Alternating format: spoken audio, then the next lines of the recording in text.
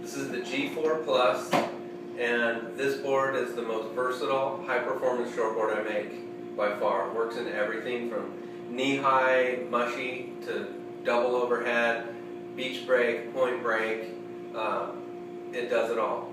So the one board where that high-performance shortboard feel, which is super responsive, but not needing an Indo boat trip to make it work, even though it will work insane on an Indo boat trip.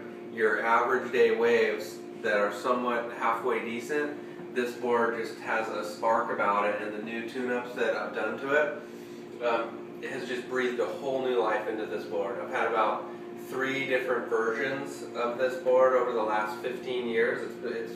Its roots are one of my first performance shortboards I ever made, back when that's kind of all that was around. That's all that you would ride is performance shortboards. That's the era I grew up in, and all the different varied types of boards which really make it fun today and are super rad. Those weren't around yet, and so that's where this board has its origins. It's one of my very first shapes, and I've done tweaks to it over the years and added little things, different versions of it, and I had a whole series for a while. But clearing the house of all the different versions, because it gets too confusing, and really this has all the best qualities of all the different boards. It's kind of resurrected all the best qualities of all the different G4s, put them all into this one. And what I'm really excited about is it brings back the high performance shortboard for average waves and as an everyday board, and gives you the speed you're looking for, but as well as the just lightning fast responsiveness. And so we've got a similar outline still that I've always done. I've got a hip back here in the tail, and where this board used to have a single to double concave, which is real predictable. That's a great design, but I think the future is moving past the single to double concave, and I think it's moving into something where I feel this is really tapping into that. And so what I've been doing is the rail line rocker has remained fairly similar to what I've always done. I've just added some flip off the back fin to give it a little tighter, just like tweak out of maneuvers. And then I've cut through a lot of this, made the single that used to be a single to double, I've made the single even deeper, but I've carried the concave all the way up into the nose. So the depth here is actually the same as the center, so you're just pushing water right from the get-go. You're pushing water through the board and just getting the thing to slingshot. And then I've done a really interesting thing here that I'm super excited about. I hopped on it, and I was so shocked at what it did to this board that I just have been making a ton of them now, and everyone that's getting one is really stoked and saying, this is what I want for my shortboard now. And what that is that I'm doing is I'm carving a real heavy concave right through here, through the fins, deeper than I've done in any other board up till now.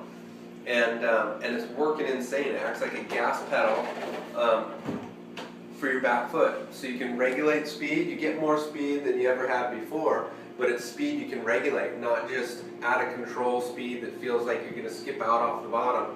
It's a speed it's like you're not connected to the water, you're not sticking in water. It has the feel of like you're floating on air, like flying on air, but when you lay it over, you're on a rail. So it's like you're flying through the air, yet at the same time you're on rails, like a locomotive. And so where some boards you get going so fast that then when you go to lay it on rail, they just get so sketchy, and that's no good, because then you got to wait and let the speed bleed off before you can do your maneuvers.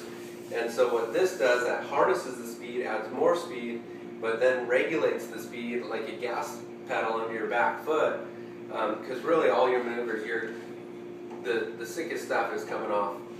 You're on your back foot, coming off the bottom, plowing it out of the top, and so this gas pedal lets you regulate that speed, but it also acts as like I said, like it's setting it on rails and as a clamp. So with all that speed, you don't have to back it off. You can lay straight into it, and it just holds. It won't come undone off the bottom at the highest speeds. I think that's why they put concaves like this in tow boards, because because when you get going at that high of a speed, you don't need your board skipping out. So I'm taking those concepts and applying it to a high performance shortboard, even though it's not a gigantic wave where you're also not getting whipped in or towed in or stepping off into all this power with all this speed. You're generating speed by having tons of concave all the way through up front and then going even deeper in the back. And it's just harnessing hydrodynamics that's pretty rad. I'm so stoked about it. I was surfing with a buddy like the last few days. Buddies have been getting boards and we've been surfing, and I've just been seeing like all these characteristics come out of their surfing where they have all this extra speed and are just doing stuff that I haven't seen them do before. And so it's an exciting time, and this is what I'm most stoked on right now to ride as well. And so with this board, it's still got a similar outline to what it's always had. Like I said, there's been a few little rocker changes. You'll notice the nose outline. It's not a real blown out wide nose. It's it's a nice narrow nose. It will do in the pocket stuff without ever getting hung out. Just butters through everything real clean. And then you got a little bit of rocker in the entry, so that keeps it out too through turns. It's got a bit of a flatter spot through the middle. That keeps it gliding through on the dead seconds. And then it's got some nice sweep off the tail. That keeps it real, it'll release good, but it's not so much flip that it becomes a flicky board. It's still very much a railing board because of, like I explained, all this concave scooped out here. This lets the water take a straighter path. So even though your rail line's curvy and you can turn tight, you can rail through stuff without the board going flat. It stays on rail with all that concave. So you want to be on rail all the way through. You don't want to get halfway through and have your board going like this. You want it going, and that's what this does. And so that is the G4 Plus. You ride the G4 Plus your same exact height.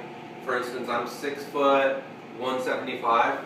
My board's a 6.0, 18 3/4, 2 5/16, 2 3/8.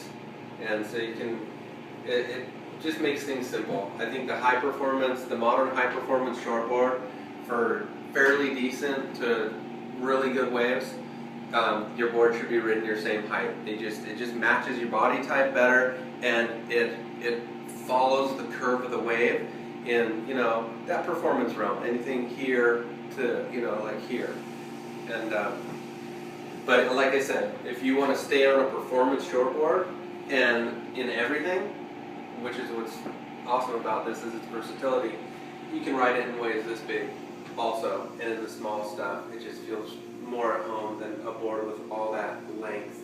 They just feel gunny now. So same height, G4.